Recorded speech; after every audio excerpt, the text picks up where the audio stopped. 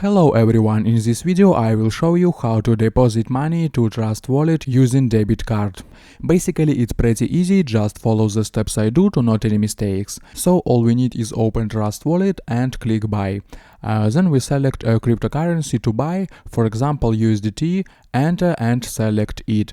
Then enter the amount to top up and click here to select the payment method. You can choose Apple Pay or a credit card.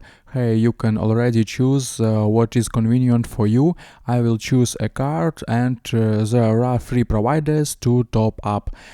We look at how much USDT we get for our dollars and choose the best one. Then click buy with a credit card.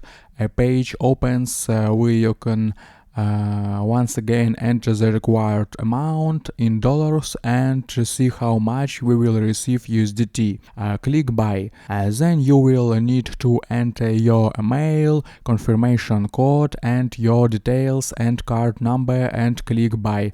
The funds will be credited to the wallet within 10 minutes. And that's all.